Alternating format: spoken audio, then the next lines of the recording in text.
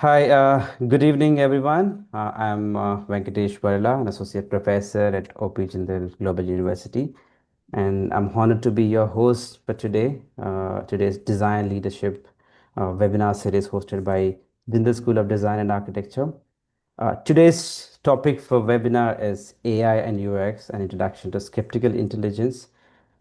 Before we dive into the insightful session we have planned, I'd like to share a brief story behind the creation of a cutting edge MDiS in UX and AI program. If we look at university curricula, we often notice a significant gap between industry expectations and academic training, sometimes up to 5 to 6 years. This has this has always been a major challenge for students, leaving them underprepared for industry demands. At OP Jindal Global University, we have recognized this gap and decided to take action. While many institutions might struggle to address the challenge, we are in a unique position. As you may know, OP Jindal is one of only four private universities in India to have prestigious Institute of Eminence status and ranked number one by QS World Ranking. This autonomy allows us to introduce innovative industry aligned program. Therefore, we wanted to bring the best of best to our curriculum in association with a Career Reactor Foundation.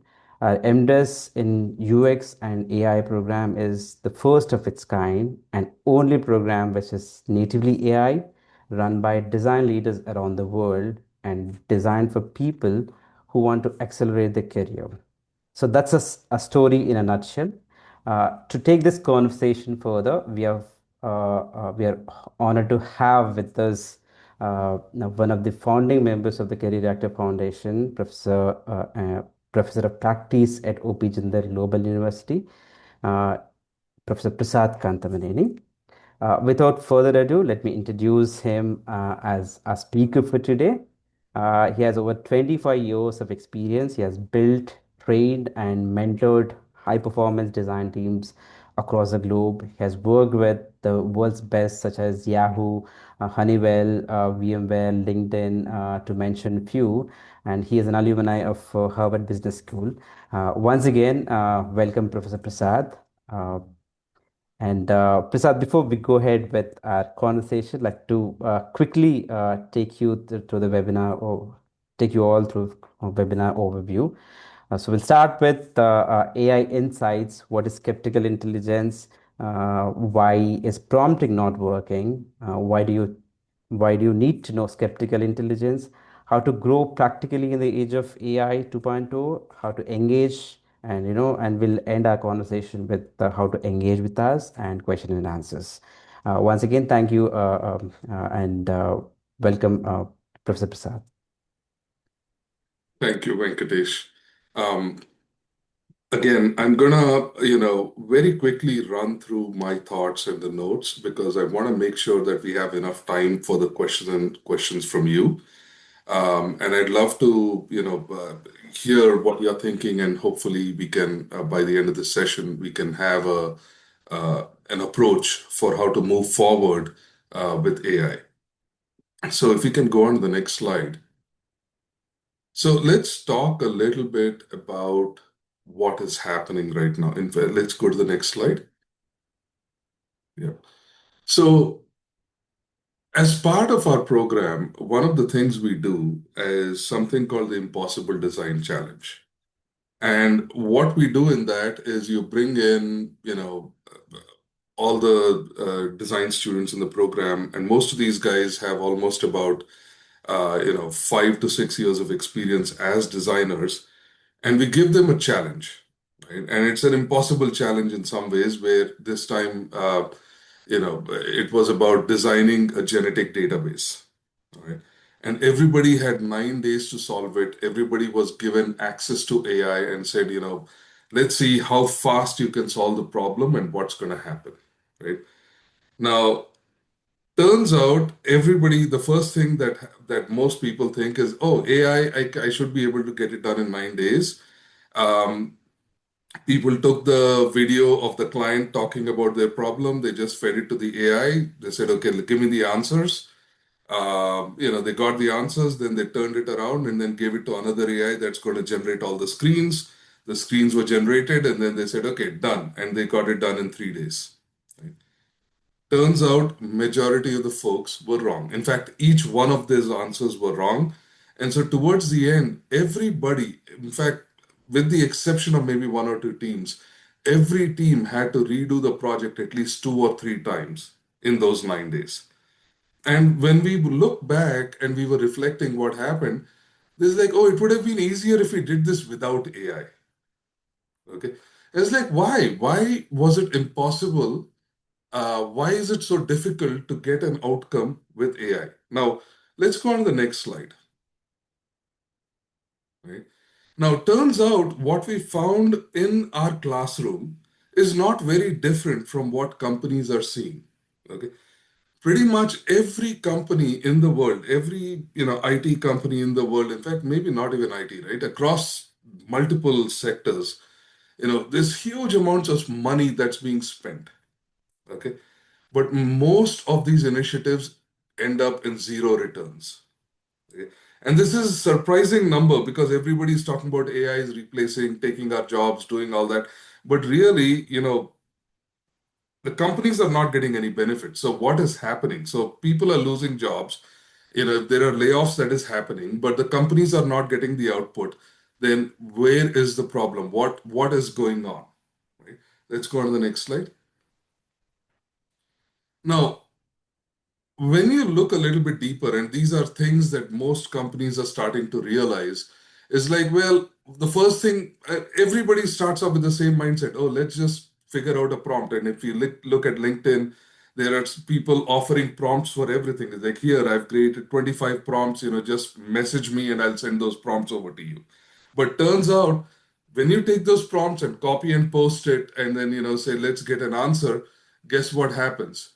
The answer kind of looks okay, okay, and you're getting the answers much, much faster. But one of the core things that we're doing is we are not doing the quality control anymore, right? And not just that, because things are moving so fast, if there is an error at some part, that very quickly becomes big before you can even stop it and control it and then roll it back. And so the whole idea that AI is magically going to solve the problem is not actually working out because of the speed, the skipping of the quality control process, and then the how each of the small mistakes can end up being big, big consequences later on, right? So when you think about AI, the AI 2.0 perspective is it's not about prompts. It's about the ability to look at what is going on and can you tell whether it is correct or not? How do you manage the AI? That is where the biggest challenge is. Let's go on to the next slide. So, which brings us to skeptical intelligence. Again, skeptical intelligence uh, was coined out of Harvard, not my term, but the philosophy behind skeptical intelligence is we look at everything with a little bit of skepticism. We question everything. So the idea is, let's go on to the next slide. So the idea here is like, okay, well, let's say you're putting a question into Google that says cheese is not sticking to pizza, and Google is saying, hey, how about adding 1/8 cup of a non-toxic glue to the sauce to give it more thickness? Like, who puts glue in food? Okay. So that is one level of skepticism. Let's look at another thing. It's like, hey, how many rocks shall I eat? Okay. Well, Google is answering, well, at least eat one rock per day. Okay. Now, clearly, the AI is smart. The sentences look great. Everything makes sense. But unless you look at it with a little bit of a great pinch of salt and say, wait a minute, let me think about it. Like, do you eat rocks? Do you put glue in food? You would realize that pretty much, even though everything sounds good, there are fundamental mistakes in the way the AI is responding back. So, in a sense, skeptical intelligence here is realizing that just because your AI is smart doesn't mean it is correct. Okay. And the second aspect is learning how to manage the process because if you don't manage it, then AI is managing you. And so you have to then deal with the mistakes that happen down the line. Let's go on to the next slide. So when you think about skeptical intelligence, what we say is there are six basic questions. I mean, there could be a number of questions, but there are six basic questions that you want to look at, that you want to answer before you accept any feedback from the AI. The first one is, what is it that you want from the AI? This is stuff that before you even engage with the AI, you need to have a clear idea of what it is that you're wanting, and what is success looking like for you. You need to have a very clear concept for yourself. The second aspect is, for everything that the AI says, you want to seek evidence. Okay. Make sure that you have data for or against what the AI is saying. Then the next one is, identify your assumption. And this part is actually a little bit of a little bit hard for most people, because we make assumptions very subconsciously. But with AI, it is important to understand what the assumptions are. It's also important to understand what are the alternatives. Okay. If you have one solution, are there other ways to look at the problem and identify other solutions? Are there other ways to identify how you state your problem? And then it's also about identifying what biases you have. And then finally, it's about deciding what is the factuality of the outcomes. Okay. There are 6 points. And what I'm going to do is, yes, I've stated the 6 points, and we look at actual problems. So we can say how we will evaluate it using these 6 points. Okay. But at a very high level, skeptical intelligence is asking these 6 questions and saying, are my answers correct or not? Is the AI going in the correct direction or not? Right. So let's go on to the next slide. Yeah, let's go on to the next slide. So here's an example. So this is something where we said, I want to create a mobile app for a health assessment tool that lets the customers submit their symptoms as quickly as possible. And my expectation is that after submission, they should be able to see recommended doctors based on what they've put in. Okay. Now, I've also added that the users are busy professionals who don't have time to describe or enter their symptoms and all that stuff. Now, let us see what would happen if I was to enter this prompt. What answer would I get? Right? Let's go on to the next slide. Here you go. This is the fundamental output we got. Looks really great, right? So you have very simple, what's bothering you. There's a text box where you can enter the stuff, and there's also an option to do quick select. Now, my question for you is this okay? Are you going to select this or not? Are you good enough that you're going to submit it and move forward with the process? All right. We're going to have a quick quiz. Just say yes or no. Do we have a quiz, or do people just type in yes or no? They type in yes or no in the chat All box. right. Go ahead and type in yes or no, based on what you think, what you've seen in the output.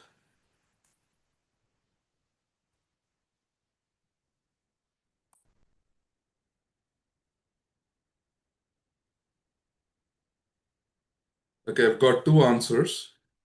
Go ahead, make a decision.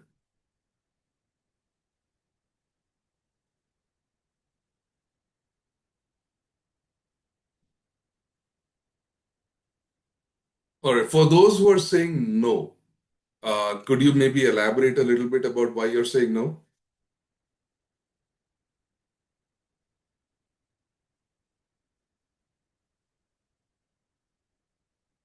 Anybody want to give a reason for why they're saying no?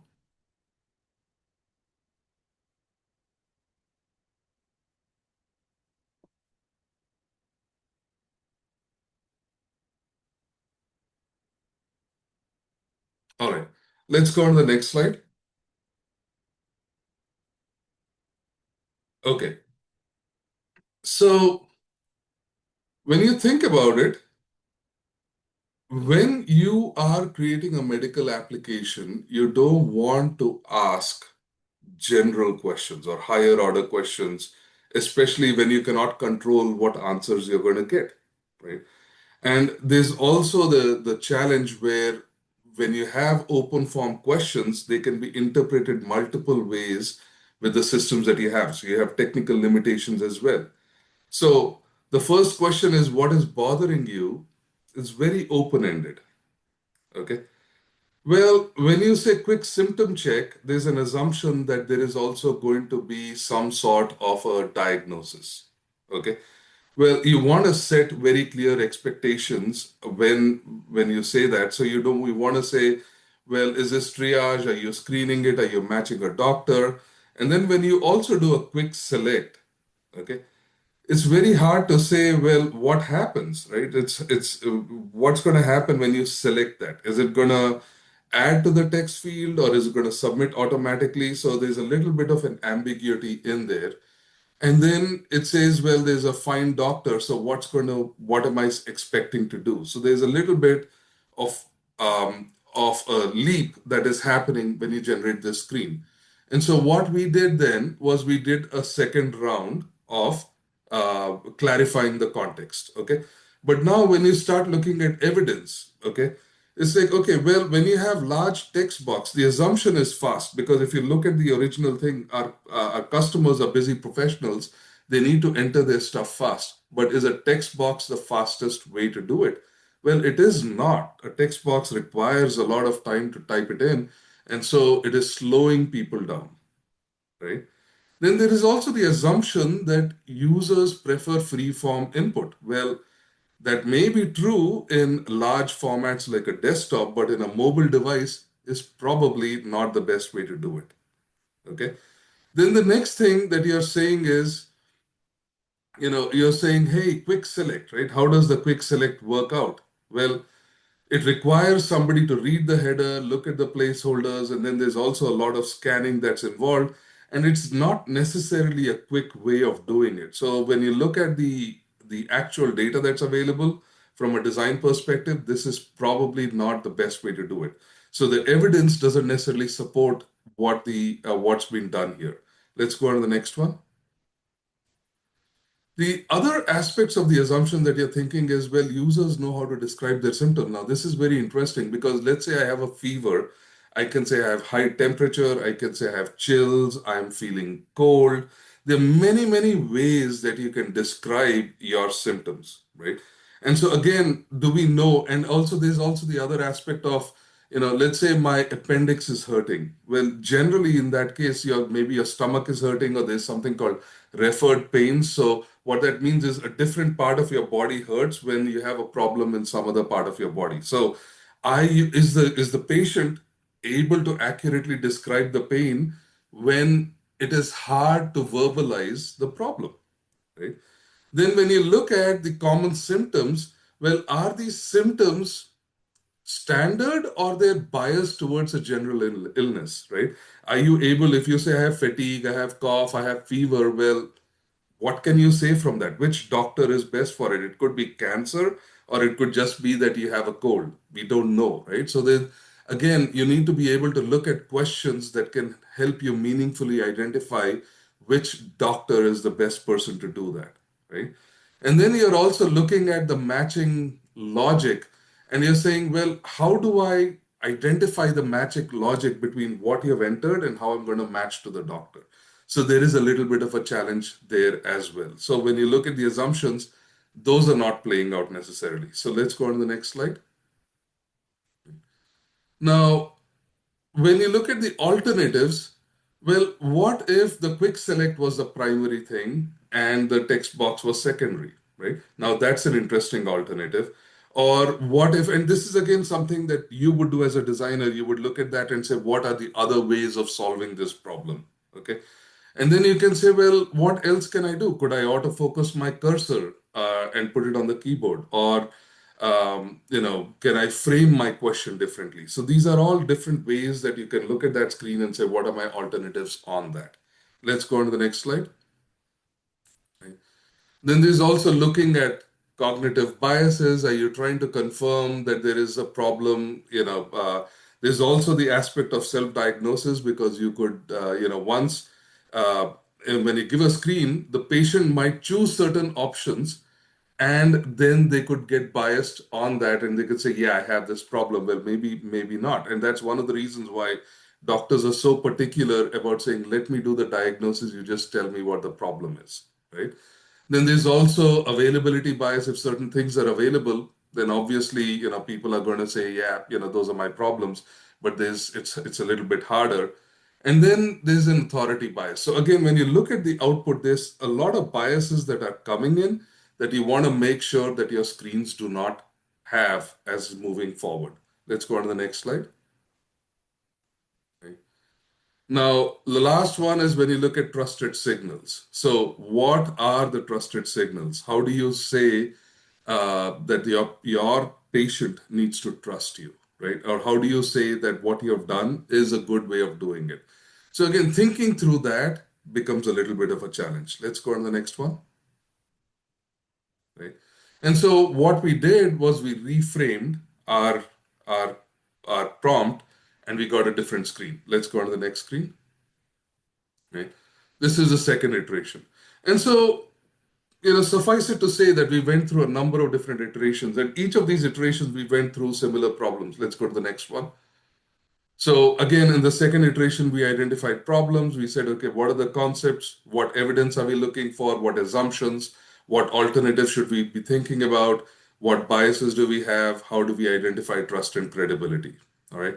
So we've identified those, and then we do a third query, and then we do a third iteration, and then again you have different points, and then again you do another variation of it. Let's go to the next one, right?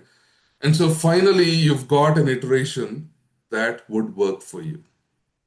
Okay. And so you're clearly identifying what is working, but clearly there are places. And again, one of the things when you're thinking about design, and especially when you work with AI, there is an important decision that you do need to make is at what point do I stop working with the AI and at what point do I take over? Okay. So this is a point where it's reasonably okay, and you could say, well, okay, I understand this is reasonably good. Now let me spend some time thinking about it and figuring out how I can improve it further. So it's about how do you increase, how do you reduce the vertical space that is being used, or how do you reduce the visual weight to keep the call to action dominant, so people are still able to know, okay, I need to click on this to continue on with my process.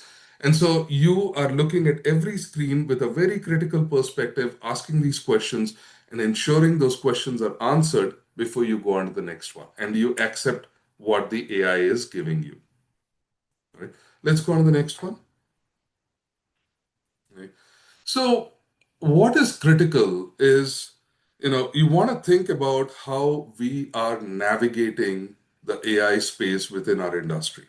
Okay. There are three phases especially when you look at timelines. I've kind of broken it down to three parts, which is pre-AI, what was important during AI 1.0, where prompts were a big deal, and what is going on right now in 2.0 and how we need to structure our thought process.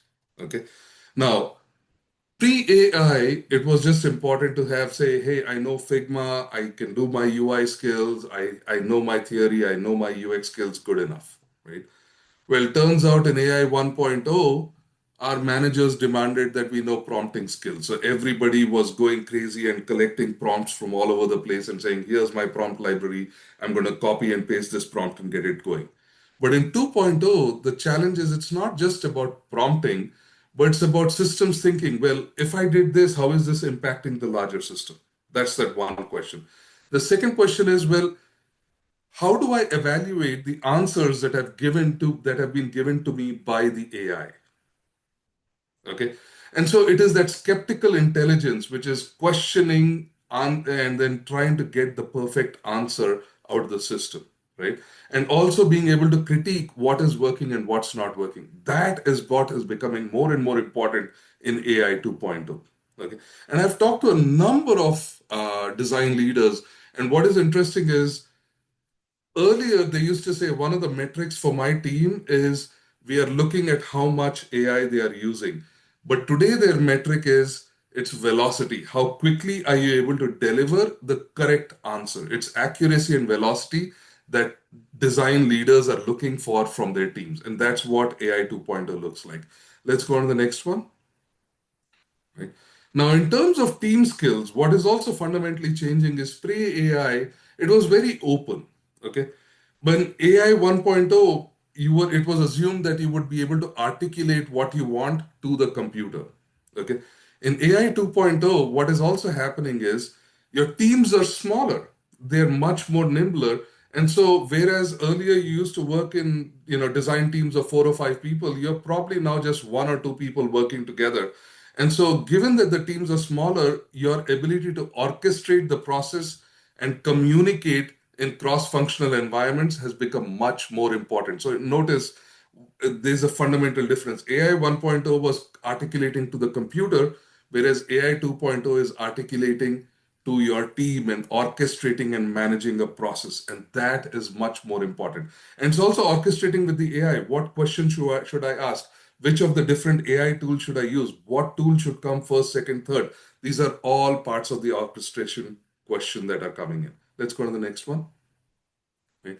Now, when you come into communication skills, again, AI 2.0 is all about cross-functional communication and also about branding. Now, this is interesting because, you know, why is branding a part of communication skills? Well, if teams are smaller, okay, hiring also becomes a little bit of a challenge, right? Whereas earlier I had to hire 20 people, today my requirement is probably only 1 or 2 people.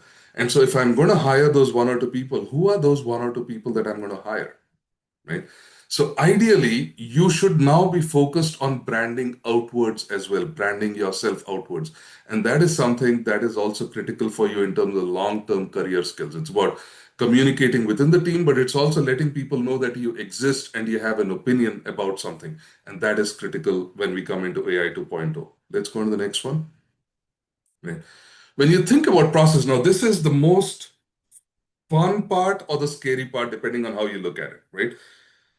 Earlier, the process was I would do the design, we would all sit together as a team, we would get feedback, we'd collaborate with engineers, product managers, business leaders. There'd be a lot of discussion. We might do a bunch of A/B tests and come back and fix it and do all that. Go through multiple rounds of analysis and refinement, and then you launch it. Right? Turns out with AI 2.0, you're building your product first and then you're fixing it afterwards. Because the cost of building has become so cheap and the velocity has become so fast that the model itself has turned on its head. And so the idea is how quickly can you build it and then how quickly can you validate and fix it. And so the nature of the design process has changed from being someone who builds it to someone who is critically questioning and auditing products, and that has become much more important in terms of the design process. Okay, now the argument can be, hey, what about the research and all those different components?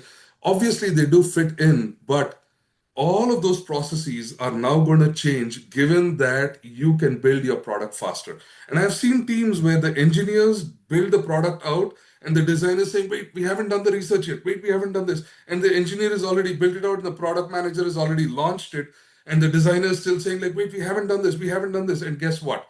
At the end of the whole project, the product manager comes and says, what is a designer doing on my team?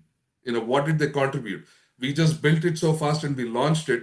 What was the contribution of the designer? And that is what is important, is for us to understand that the fundamental assumptions of our product development process have changed, and therefore we need to change our process as well. And that is something that's very important. Let's go on to the next one. And so in summary, what I would say is in AI 2.0, the skills that are going to be absolutely critical is your problem solving, how you're able to think as a system. Are you able to be skeptical, and are you able to manage your AI? And then how are you orchestrating branding, and how are you doing your error detection and fixing? Those are the skills that are going to be much more critical as we move forward with AI. Let's go on to the next one. And I'm gonna, if you have any questions, please feel free to type them in. We have a team member who's looking at all those questions, and then we will, Professor Venkatesh will make sure that we are answering all your questions by the end of the session. Let's go on to the next one. Right. So, and this is always my thought process is, great, you give me a bunch of theory, but what does it mean for my career? How do I plan? What are the practical things I need to do to move forward from here? Okay. let's go on to the next one. And I'm going to very quickly talk about, how all of this converts into a philosophy of how you deliver outcomes in industry. And again, my goal is delivering outcomes in the industry, not necessarily, saying I know everything, right? Knowledge and execution are two parts of the same coin. So it's about understanding how to execute really, really well. So the way we learn any concept, we basically look at it from, hey, there's knowledge, I'm going to watch a bunch of YouTube videos, or I'm going to do something else, I'm going to read a document, or I'm going to get a certification. That's a knowledge part, right? You're going to read something, you're going to absorb that information. Then the next part is you're going to apply that knowledge on some project or some, theoretical concept. But then the biggest challenge that happens when we do that is, are we able to execute? Okay. The next aspect is our workplace skills. If teams are smaller, you have to be much more effective in your workplace. So, do I have the appropriate workplace skills to go with my technical skills? And finally, do I have the leadership skills to be able to orchestrate and work a process in a certain direction, right? And again, understand that traditionally we used to say there are certain roles that take leadership, but really, when the teams are smaller, leadership is much more diffused, right? It's shared across different teams for different questions. And so you need to think about how that leadership is shared. So let's go on to the next slide, please. So let's go on to the next one. So the way you want to approach it is, whenever you learn a concept, you want to think about not just knowledge and application, but really how are you executing? How are you doing your workplace skills? How are you practicing your leadership skills? And understand that these skills only come through practice. They don't come through theory. Okay. The more you practice, the better you get at it. Let's go on to the next one. All right. So what that basically means is there are four focus areas that I would say the four things you need to focus on. These are the four things you need to focus on moving forward. The first one is AI driven execution. Now, AI driven execution is an interesting component because when we say AI driven execution, it's not just about reading books and all that. And I'll give you an example of what it is. So remember when I talked about the 9-day challenge in the beginning of the session. Now, why is it that, these are all part of our program, or MDES program. They've been in the program for almost 9 months at least, okay? And then they come on campus to do this 9-day challenge. And so why is it that they failed with AI? Because technically we've been teaching them for 9 months on how to use AI. And then why did they come on campus and fail with AI? The point is, when we are put under pressure, okay, we will almost always revert back to our old habits. Okay. And that is an important concept to learn. It's not just the theory of it, but when you are under pressure, are you still able to leverage AI the correct way? Or are you going to take shortcuts which are going to cause you significant problems in the future? So that is the first key. Is like, it's not just about knowing what to do with AI, it's about incorporating it into your thought process at a very behavioral level. That's what you need to think about. The second aspect that you need to think about is, how do I deliver value to the industry? So that is the one question. Earlier, a design metric used to be, I'm generating so many screens, I'm doing XYZ, and even when you look at companies, how they used to sell in the market was, hey, I'm going to sell you a monthly subscription fees for using my tool.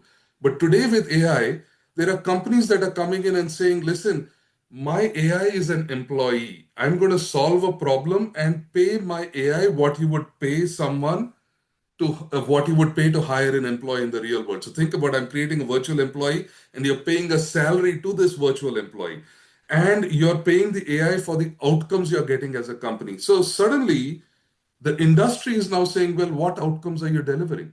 And so that is a critical thought process that you need to think about, is what is the value that you're delivering with the industry, not just how many screens you've generated or what you've done, right? So, or how much time you spend there. Time doesn't matter anymore. It's a value that is the critical metric that is taking over. The next one is, how do you communicate? Communicate in such a way that it makes a difference to the product and it makes a difference to your career. Okay. And the last part is build a brand that speaks for you. These are the four keys that you need to think through. And I'm going to very quickly go through some examples of how we do it and how you should think about doing it for yourself. Let's go to the next slide. So, AI-driven execution, as I said, we have the 9-day challenge, right? You come in day one, you're given a live problem. Day four, you check in and you realize you made a mistake. And day nine, you deliver a working solution. And the idea is in these 9 days, you literally solve and you realize, okay, wow, I'm going back to my old habits. I need to change the way I'm thinking. I need to change the way I'm working, right? So the outcome there is like you put yourself under pressure in the real world, and then you learn to manage the AI. You learn to scope and prioritize the problem because in 9 days you don't have the opportunity to solve all the problems, right? So you need to be able to prioritize and scope the problem, and you need to communicate your thought process. And again, your this is the other aspect. Your clients or the companies that you work with could be global and will be global, right? We are no longer talking about a designer working locally, because on the internet, especially in the age of remote work, we are going to be working with colleagues around the world. And it's absolutely critical that you're able to communicate your thought process effectively. And this is what we do as part of our program. And you need to think how you're going to implement that for yourself. But again, the more you practice and the more you push your envelope, the better you get at AI driven execution. Let's go on the next slide. The second aspect is deliver value to industry. Now, this is really critical because most people think that I'm going to go in, I'm going to spend 5 or 6 months understanding the product and I'm going to ship it. Doesn't work anymore like that, right? In fact, when we do apprenticeships, it literally is 4 weeks. You jump in, and what we do for our apprenticeship, we very specifically work with startups because startups don't know if they're going to survive a month from now or 2 months from now. So they are in a rush. They don't have the time to invest in a designer. They don't have the time to invest in process. So in that kind of a situation, you are being dropped into that company and say, you have 4 weeks, deliver value to this company. In those 4 weeks, not only do you have to understand the problem, you have to come up with solutions, and you have to build trust with your client. All these three are happening in 4 weeks. Okay. If you are not able to do any of those, chances are you're not going to be able to deliver at velocity. Okay. And that is again something that you need to think about. So one of the questions that we always ask our students, and that you always should ask for yourself, is what did you do? Right? What was the outcome? How did it change the trajectory of the company that you worked with? And if you're able to answer that, now you know that you're able to deliver value to the industry. Let's go on to the next one. Right? Now, this is an interesting one. So, when we were setting up our program, people were initially skeptical. And again, and just also talk about myself. When I was at Harvard, we had acting coaches, we had acting classes. Right? And it's surprising, I'm doing an MBA, I'm learning how to manage a business. Why do I need acting classes? Well, it turns out you need acting classes because you need to communicate to your teams, you need to communicate to your peers, you need to communicate to your leadership, and you need to communicate in multiple, cross-functional organizations. So it is absolutely important that we learn to stand up and deliver, right? And that is what is really, really important in this game here as well. So all our students are expected to go through acting classes because communication is going to be critical, right? And again, for you guys, as you're thinking about it, I would say this: you have multiple events, public speaking, Toastmasters, acting, because acting, Toastmasters is just about speaking, but acting is about emoting using your whole body, right? So you learn to use your body. How do you stand? How do you project confidence? All of these things are really, really important, right? So this is where you need to think about communication from your perspective. Let's go on to the next slide. Right. The last one that I would say is build your brand. Invest in your brand. And don't just invest it like, I'm going to copy and paste a post, or like, I'm just going to do, very shallow level stuff, because realize that everybody's looking at you and they're judging you, right? You want to build a deeply authentic brand for yourself, which is talking about specific things. And these are all people within our program who do that. They've spent the time to build out the brand, because and I got this lesson very early on, and I would want to pass it on to you. is when I started my career, my mentor told me very early on this is the first job you get is because you apply for it. After that, every job you get is because you were referred to it. Somebody knew you and they wanted you to join their team. Okay. And that is the approach that you want to have as you're trying to build your career in AI 2.0. All right. Let's go on to the next slide. Right. And that is what I mean by an industry-centric approach of building yourself up. Okay. And this is what I would recommend for you is start doing those four things, start practicing it. That's going to help you build. And this is again our approach as well that we incorporate in our programs. Let's go on to the next slide. Yeah. Right. And oh, one other thing I would say is please, sign up for the WhatsApp because that's where we engage.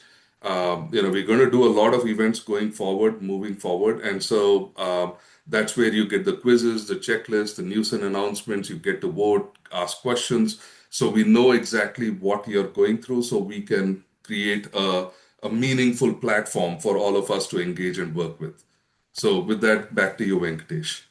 Thank you, Professor Prasad, for an insightful session. With this, we come to the end of the webinar. Now, I'd like to open the session for question and answers from the audience.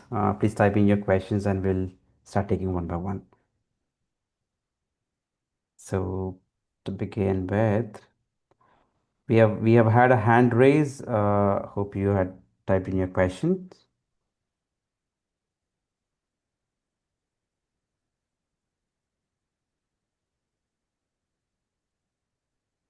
We could probably unmute them and they Unmute. could Yeah, we speak. can do that, I guess. Yeah. AB, can you please unmute the participants? Muzakkir. Yeah, please go ahead, Muzakkir.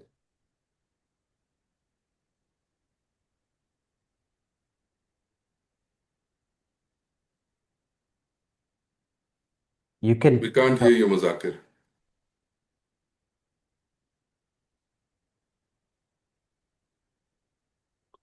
Muzakkir, are you able to use your microphone? You're Yes. all allowed to talk now. Yeah. Can you hear me now? Yes, please. Yes. Okay. So, yes, Prasad sir, as you mentioned that in AI 2.0 we have skeptical intelligence, but as technology is advancing as at a very faster pace, today you are telling that let's critique the intelligence, but hmm what it is going to be after 5 years, because it is changing very rapidly. I mean, it's a really good question, and think about how the market moves, right? The market moves because you need something. You as a customer need something. You have a problem or you have a need, or you're feeling something that needs to be solved. Okay. Now, what AI can do is given a certain set of requirements, it can create a solution for you as long as you're clear in your concept and all the other things, right? But how do you define whether those needs are correct or not, right? Who does that, right? How do you tell whether the problem that you're solving is accurate? So there's a lot of parts that the human part of it is going to continue staying with the human, right? And even with AI, in fact, we proposed this course uh, to OP Jindal 2 years before ChatGPT came out, right? It took 2 years for the for the degree to get approved through the UGC and all that stuff. And we still ended up being, the first, right? And so we assume that every 6 months, whatever you know is going to be rewritten, right? The quality of the AI is going to improve, significantly every 6 to 8 months.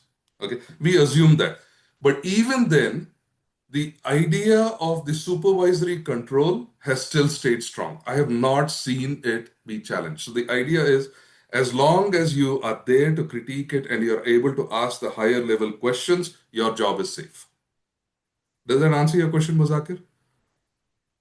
Yes, sir, it does. Cool. Great. Prasad, can we take next questions? So Sure. Chai Patel asked a question. This is great. Format from AI 1.0 to 2.0 seems to apply equally to software development as well. Or is there something that is especially unique to UX? I'm glad. I mean, this is a really good question. And I would argue that the process is all merging, right? I've seen product managers do UI screens earlier on PowerPoint or pen and paper and stuff. Now they're doing it using AI. So the idea is that there's going to be a lot more cross-functional overlaps. And you're absolutely right. What I talked about also applies to software development. It applies overall to the domain that we work in, right? Um, but there's still certain domain knowledge that you are expected to have as a designer that an engineer would not have, right? So the domain knowledge component is still yours to have. That's your specialization that you're bringing to the table. The software engineer has their domain knowledge that they bring to the table. But again, there's going to be a lot more overlaps going forward, and the process is going to be a lot more interwoven as compared to in the previous times where things were parallel tracks happening at the same time. Hope that answers your question, Chad. Thanks, Prasad. So we take the next question from Pooja. Any frameworks which can be applied while questioning the AI output so we can be on track? Right. So, Pooja, you know, uh, one of the frameworks that we use as part of our program is called the TAD framework. It's the train, analyze, and decide. Okay. The idea there is you need to think about, okay, Muzakir says the audio is echoing. Let me just turn off my audio and turn it back on. Give me a second. It's all fine It's for fine. us, Yeah. Prasad. Oh, it's fine for you. Yes, yes. Okay. All right. Cool. Thanks, Ramya. So, the train, analyze, and decide component, the way you think is what information does the system need to make an accurate decision? Okay. The next part is the analysis part. How would you decide, how would you analyze what are the metrics that you would use to decide whether the output is accurate or not? Okay. You need to define the metrics. And the decide component is now saying you're looking at the metrics and you're applying it to the output and you're deciding whether you're going to accept what the system gave you or if you're going to refine it further. Okay. Now the train, analyze, and decide goes down further and you can break it down, but at a very high level, this is a good enough framework that you're thinking through how you need to do your, uh, you know, how you need to work with AI and how you need to critique the outputs that have been given to you. Hope that answers your questions.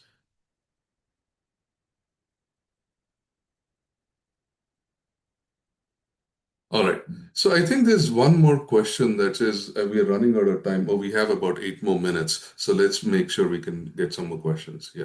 Right. So, we have the next question. Any books, question from Mayank, any books that you recommend to get more depth into the skeptical intelligence, systems thinking, or any skills that will be required for AI 2.0? Yes. So really good question. There are a couple of books that I like, okay, um, especially as designers. One is a book that's been written by Satyam Kantamneni, my brother and my partner in my company as well. He talks about user experience design. It's a very strategic level work that's been done. It's about how you think about design. What is the strategy of design, right? How do you, if you were put into a company, how do you get the company to buy? It's not about doing design, not about UX. It's nothing about that, right? It's all about the strategy. How would you evaluate a scenario? How would you break it down? How do you deliver value to a company? So that is where, so Saurabh, if you could just copy and paste those books, I mean, if you could just look it up on Amazon and put it in there, that would be great. Now, Sure. there's another book. which is written by Kuldeep Kelkar, again, a designer that I know for almost about 20 years. He's a head of design at C1, Clearwater Analytics in the Bay Area. Phenomenal guy. He's written a book on user research. Okay. And his book is not about the specific methodologies like how do you use usability studies and all that. He's discussing about how do you influence the organization using research. Okay. And so what is really important is it's not just about doing the work, it's about influencing and driving the direction and taking leadership roles within your organizations. There are two books in there. Now, there's other books, which is, I think there's a Thinking Fast and Thinking Slow. I think there's a book there that is really good because it helps you understand system one thinking, system two thinking. It helps you get a little bit perspective about that. But specifically to the concept of skeptical thinking, this is a relatively new concept. Okay.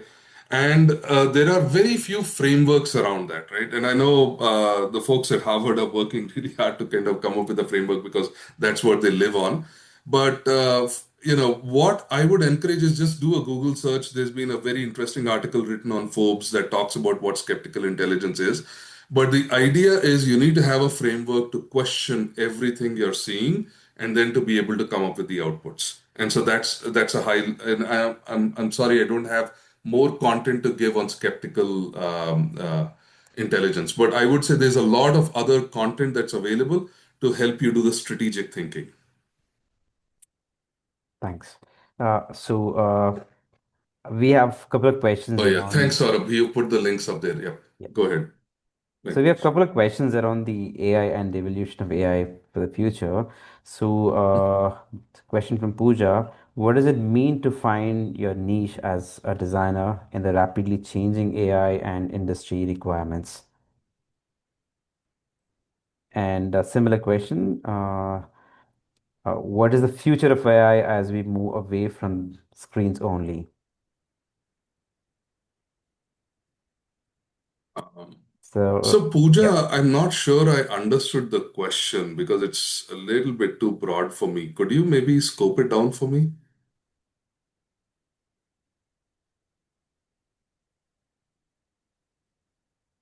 So meanwhile, we Maybe you can. can unmute yourself and just scope it Yeah. down. But what was the other question? What's the future of AI as we move away from screens only? Well, I mean, see, with AI now, one of the things that is that is great with AI is transcription has become seamless.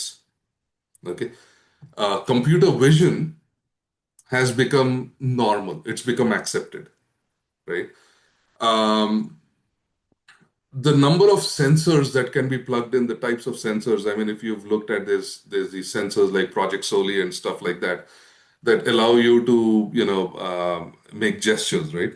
So, and this thing has been happening for the last 10 years. Yeah. The modality of our engagement has gone into a multimodal environment, right? So earlier it was just sound and vision, okay? And in fact, sound was just simply like, you getting feedback. But now it's a lot more dialogue that is happening. If you look at ChatGPT, there's an idea of a conversation that is happening. Then you are also going to have, computer vision that's going to come in. So what I see is there's going to be more and more of naturalistic interactions that are going to be coming in. And that's also happening with extended reality. When you look at XR, that is also technology that's moving up really, really fast. And so when you start looking at the confluence of all of these technologies, you're talking about naturalistic behaviors, you're thinking about how you can tightly get feedback from multiple sources. And again, when you think about people, when I talk to you, you might say, I understand your answer, but your face has a question. So I'm looking at your answer from multiple modes. I'm looking at your audio feedback and I'm looking at your facial visual cues to say, did this person really understand what I said? Right.